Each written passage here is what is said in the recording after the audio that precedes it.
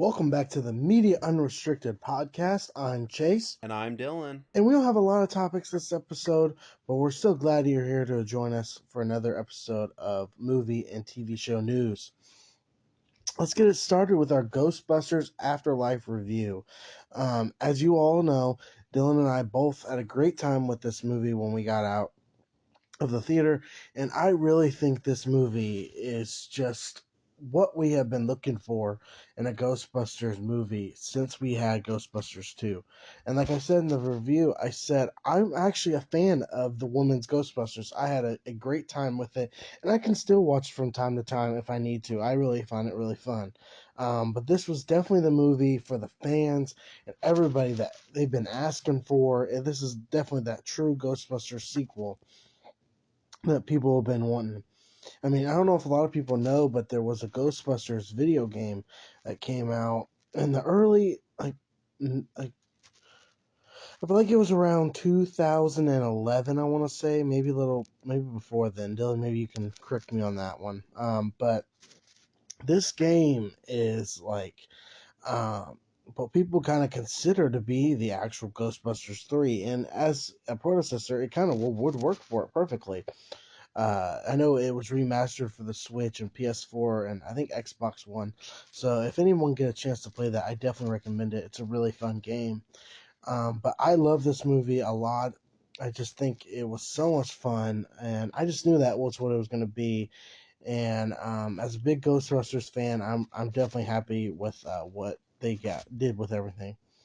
The opening is really good to it, as it is more or less Egon's kind of what happened to him after Ghostbusters 2. You kind of see him fighting a ghost and the trap not working. You don't really see Egon, but you easily could tell it's him, and that was a really good opening. I like that opening a lot. The characters, I mean, what can I say? They were really good. Um, Finn Wolfhard, I mean, I really love him in Stranger Things. I mean, he was great in this, but not as good as I was hoping he'd be. He kind of was just there kind of person. He really just didn't feel like he shined as much as I thought he would. But McKenna Grace, she was great. She definitely has a bright future. I can definitely tell you that for sure. She did a fantastic job, and I can't wait to see her do more stuff down the line. Maybe even more Ghostbusters stuff. I'd love to see that for sure. I can't remember what the actor's name was, but his name was character's name was Podcast. He is actually one of my favorite characters in this movie. I loved him so much. He was so funny, and definitely, as I said about McKenna Grace, I think he has a bright spot. Both of them, and I really hope they go far because they definitely deserve it from what I've seen just with this movie. Um, the um, Paul Rudd was fantastic. Everything he did when this was a scene stealer. I mean, he just did a great job, and I didn't expect anything different from Paul Rudd. Paul Rudd has just been with Ant-Man, and even in the Halloween 6, and everything Paul Rudd does is always just a good time. The Gozer being back was great to see her again, played by oh, I can't remember what her name is. Oh, she was in Tron. It was great to see, like I said, see Gozer back again. So she's the main villain in the first one. It was great to see her again, and the Gozer dogs. I can't remember if they have an official name, but it's so great to see them because they just look like they're right out of that first Ghostbusters movie. They just directly took it exactly from there. It's so awesome to see them again because they're a really, in my opinion, one of my favorite things in the original Ghostbusters. I really like their appearance.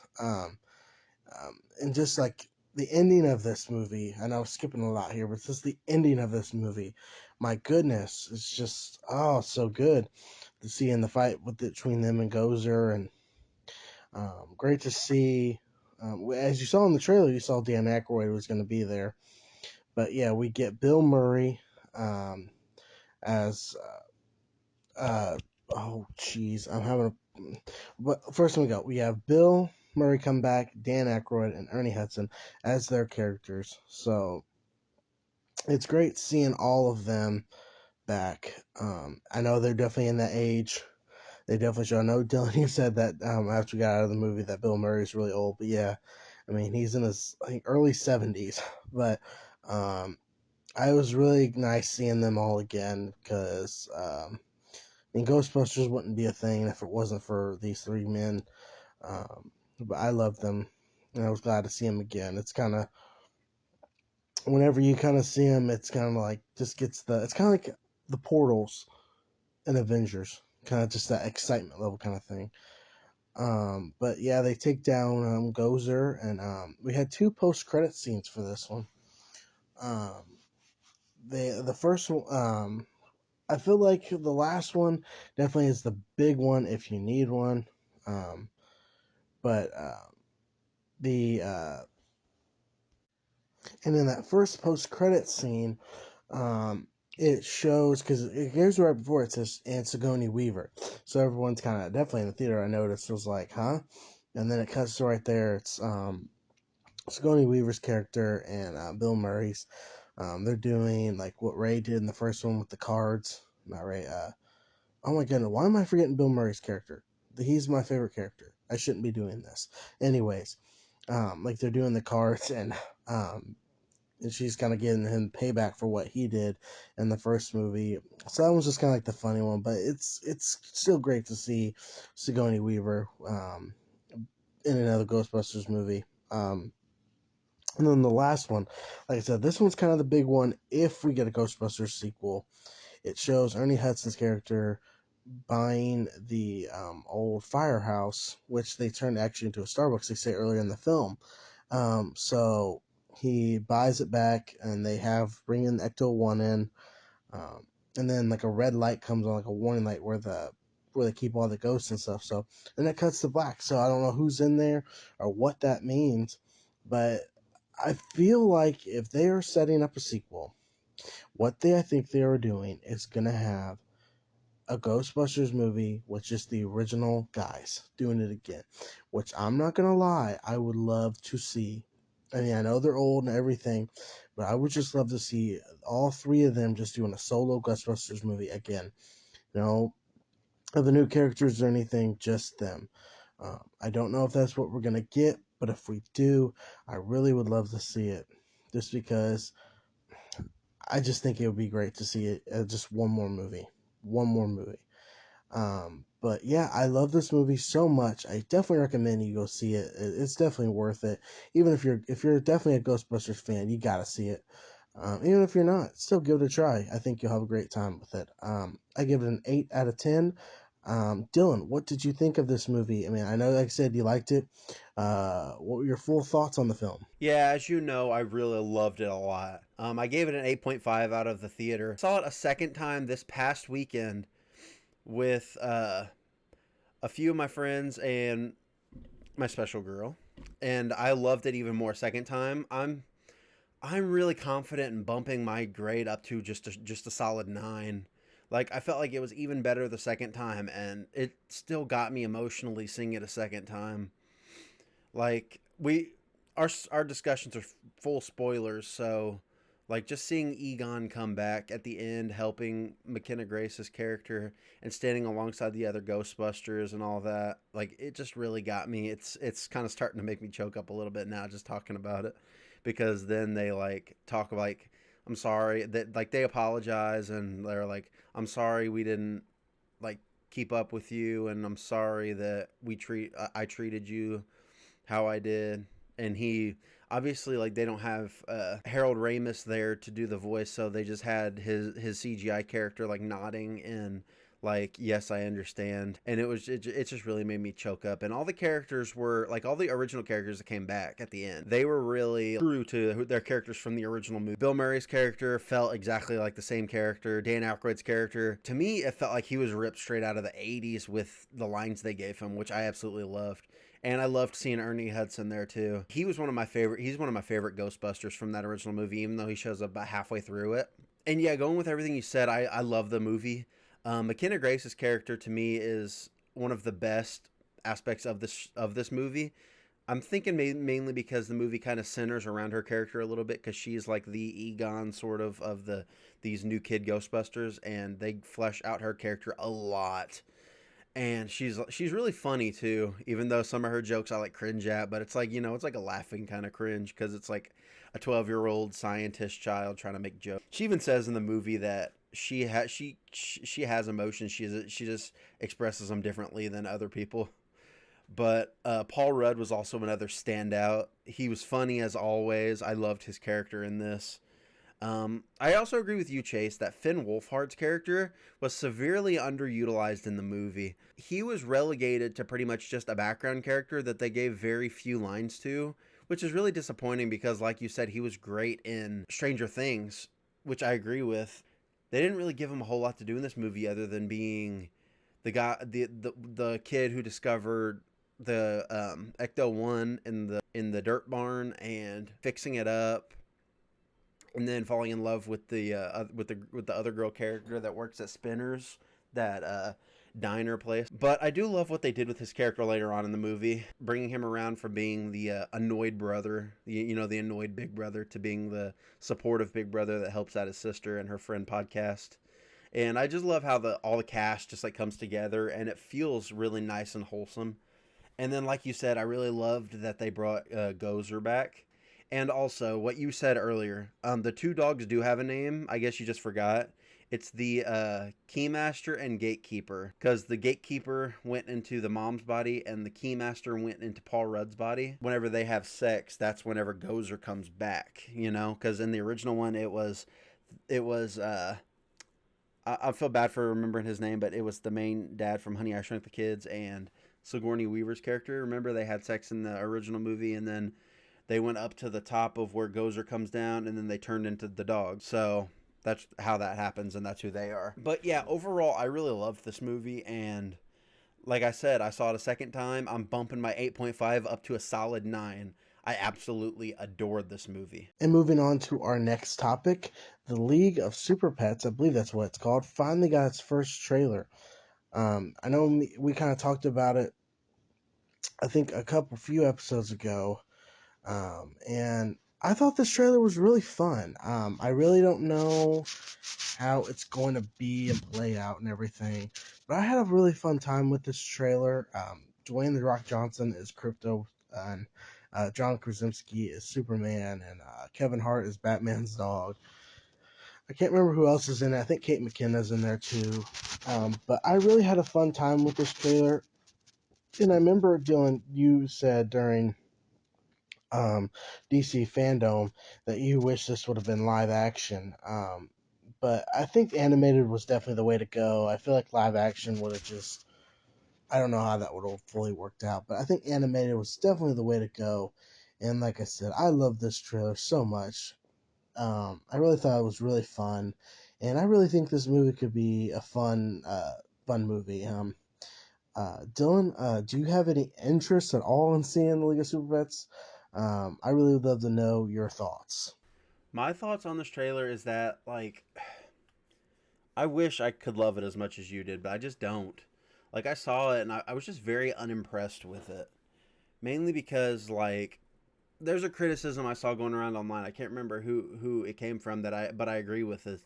One of the main criticisms they had was that this doesn't feel like Ace the Bat Hound or any of the other super pets other than Crypto to them, because there's a scene in the trailer where these pets are like in the pound and they just get superpowers somehow.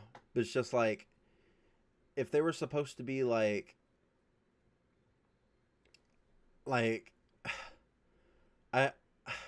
fuck, man, like, it just didn't work for me, like, in the slightest. I'll still give it a shot when it comes out to see how it is, but I just wasn't impressed with the trailer at all. Sure, the voice acting's fine and everything. I don't know. I just wasn't impressed. And moving on to our next topic, Jurassic World Dominion prologue that was featured during the Fast 9 has finally dropped in like full HD, not like where people recorded it, for everyone to see. And you even got a new poster which kind of advertises the prologue, which looks really nice.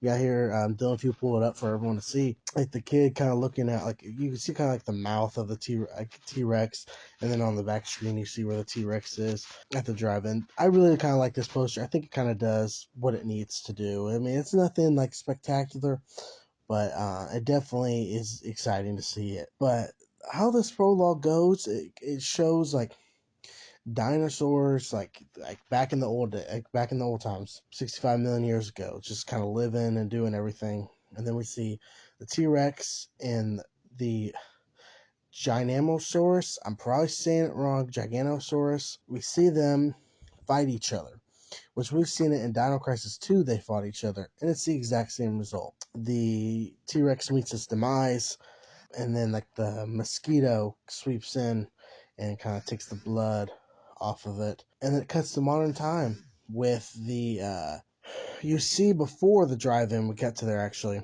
a Rexy on the run from the military and everything.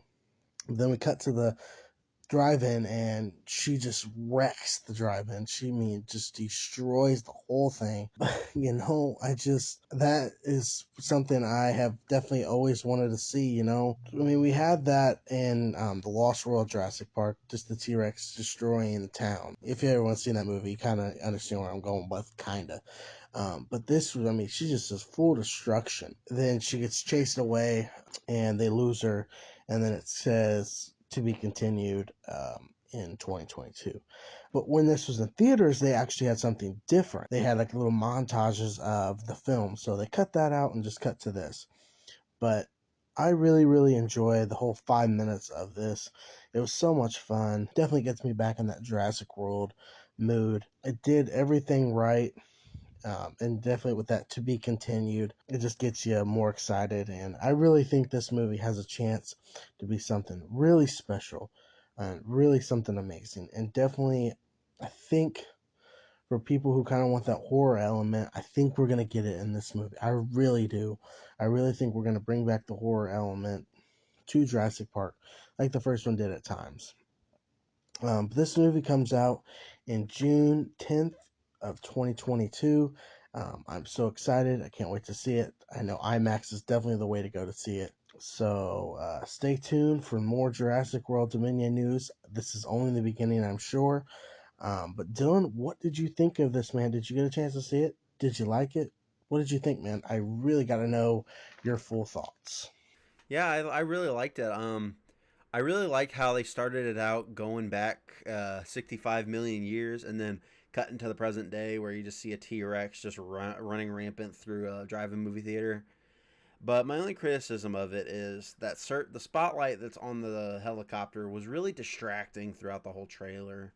Like it was really in the camera, and I could barely see a lot of what was going on because I guess they thought maybe it wasn't bright enough for us. But I thought it was perfectly fine. So I don't know, but yeah, I'm definitely excited for the movie and to see what they do with Jurassic World dinosaurs just roaming the earth and to see what they do with that. It's gonna be really interesting.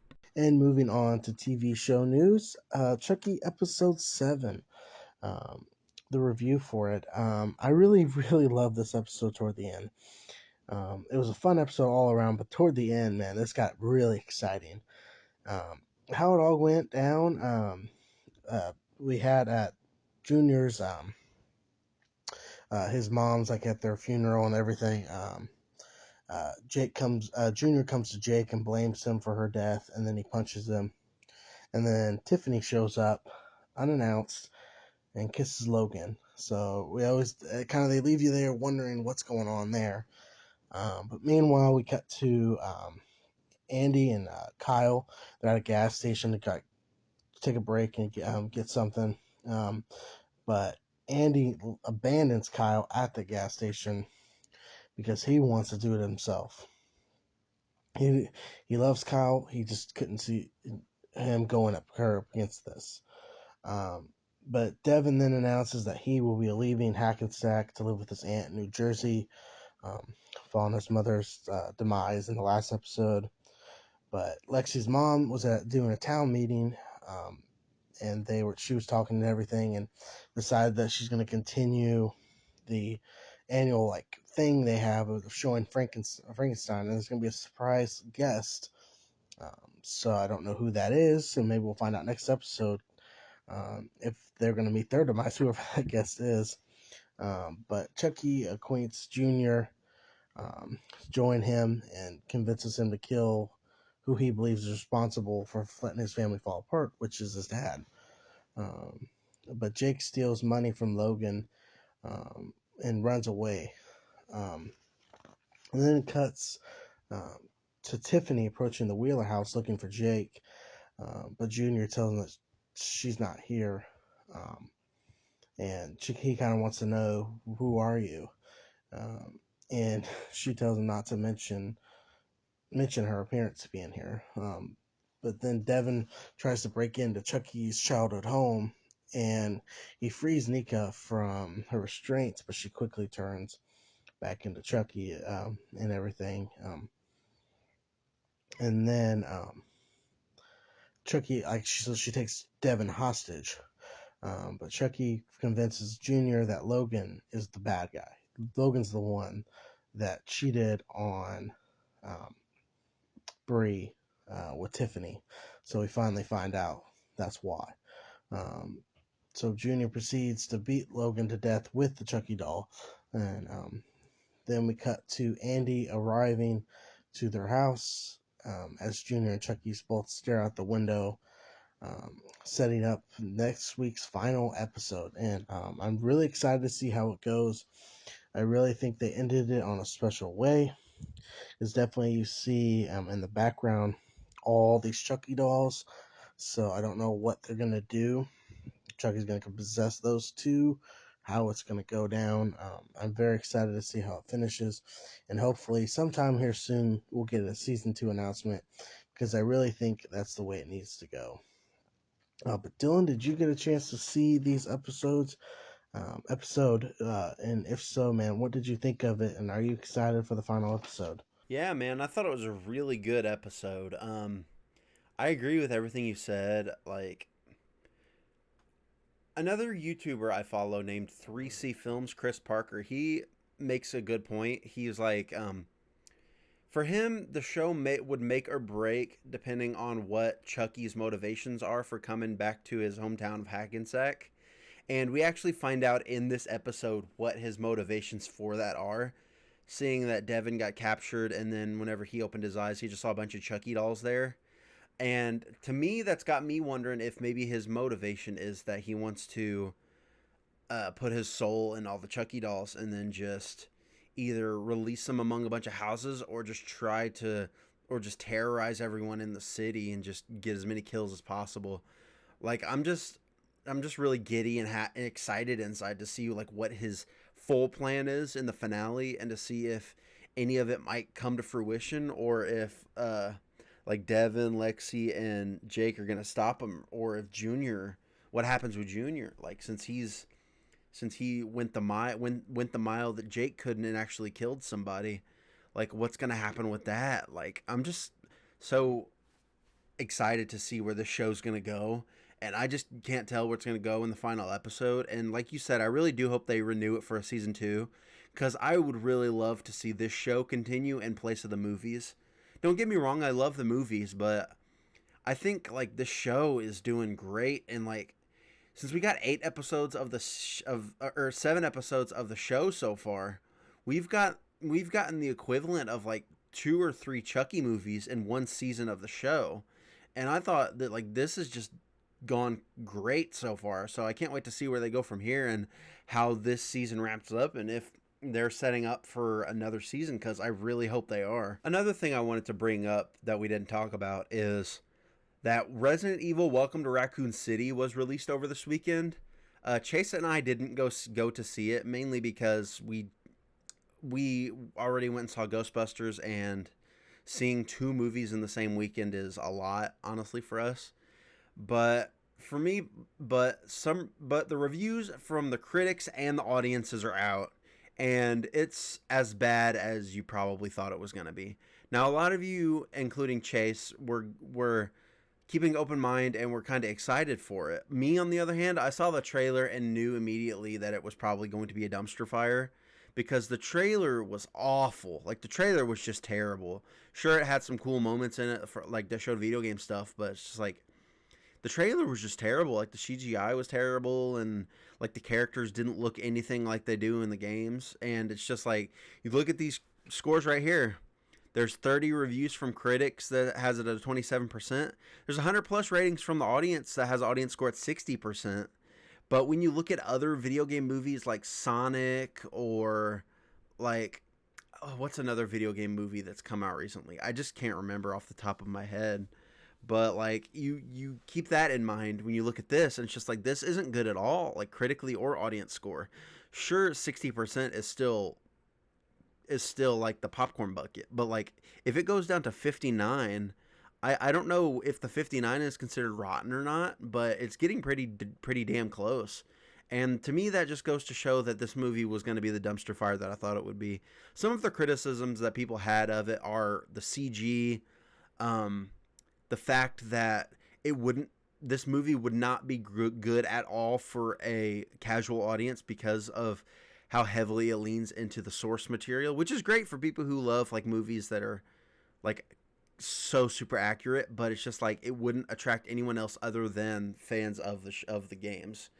They also remarked about how the dialogue's cheesy, which in the first few games the dialogue is cheesy, but then again, this is a movie made in 2021.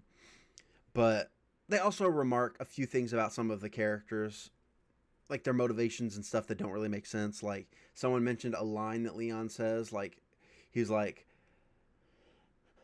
um, "I bet you're wondering how I became a cop." And then Claire's like, "Yeah, how did you become a cop?" And he's like, "I don't know." You know, like that kind of shit. It's like that kind of hokey, bland like script that they got for this movie. So just going off of that, like I'm not trying to shit on this movie. I really don't. I'm probably gonna watch it at some point just to get just to get a review out for you guys about it. But judging by what I thought of the trailer and what I thought it was gonna be, this is lining up with exactly what I thought it was gonna be. Moving on to Hawkeye, the season show finally came out. I haven't had a chance to watch it yet. I'm really excited to check it out. I heard great reviews from it. Dylan, did you get a chance to see it? And what are your thoughts, if so?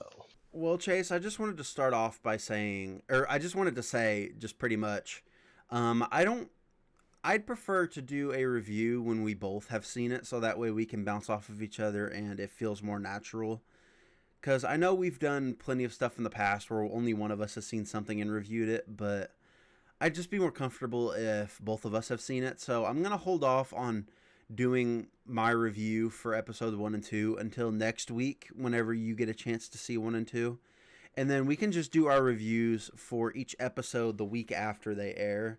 So like we can do a review for 1 and 2 next week, and then hopefully get that episode out before episode 3 airs. So that way, whenever we get that episode after that out, we can get our episode 3 review in before episode 4 airs, and stuff like that. So I'm gonna hold off on my review on episode 1 and 2 until you get a chance to see it, and we can go on to episode 3.